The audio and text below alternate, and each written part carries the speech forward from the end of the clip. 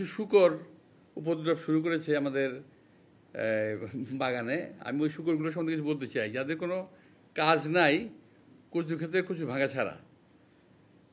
তো যে কথা বলছেন যে ইউনূস সাহেব, ডক্টর প্রফেসর ইউনূস সাহেব যদি বলে থাকেন নির্বাচনের কথা, ভালো বলেছেন।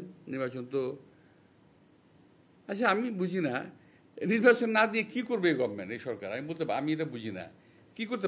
ধরে নেন নির্বাচনে আমাদের কোনো দাবি থাকলো নাই, ধরে নেন কথা বলছেন, কী করতে পারে একটা সরকার? কতদিন বিনা নির্বাচনে থাকতে পারে?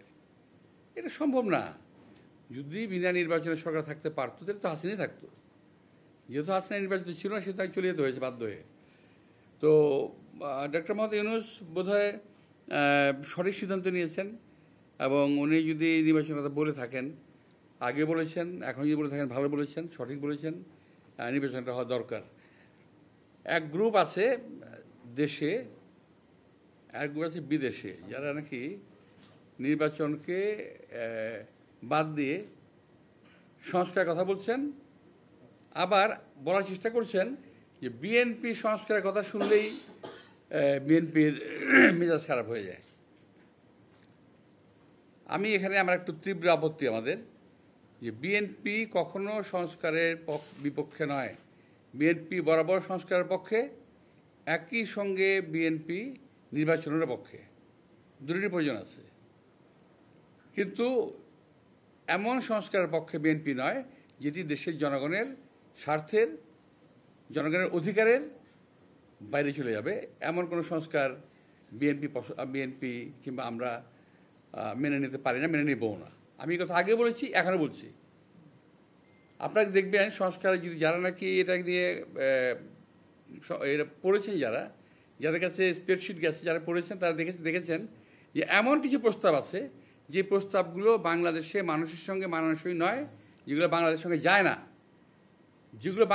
যায় না, বাংলাদেশের সঙ্গে, সেগুলো আমরা কেন মানব?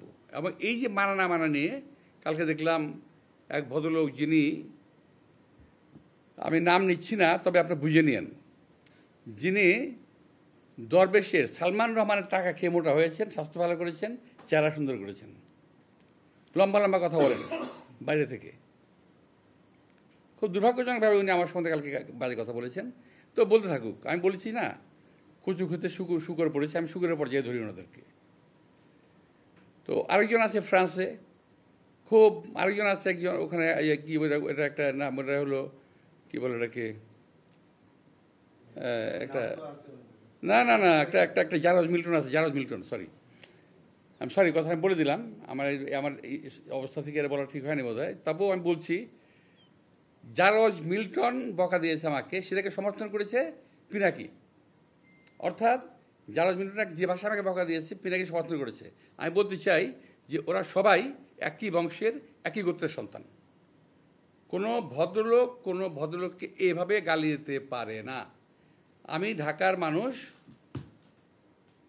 আমি ইচ্ছে করলে ওরা যে ভাষা গালি দেয় তার চেয়ে জঘন্য ভাষা গালি দিতে পারি, কিন্তু আমার বাপ মা, আমার পরিবার এটা আমাকে শেখায় নাই। ওরা যেটা বলছে এবং বলেছে, এটা ওদের পরিবার থেকে শেখানো, ওরা ওই পরিবার থেকে করে আসছে, শুকরের জাত। আমি সরি, আমি কথাগুলো বললাম বাধ্য হয়ে, যে আমি যে বলেছি আগে, আজকে বলি, এখনও বললাম যে এখনও যে সংস্কারের কথা বলার কারণে আমি নাকি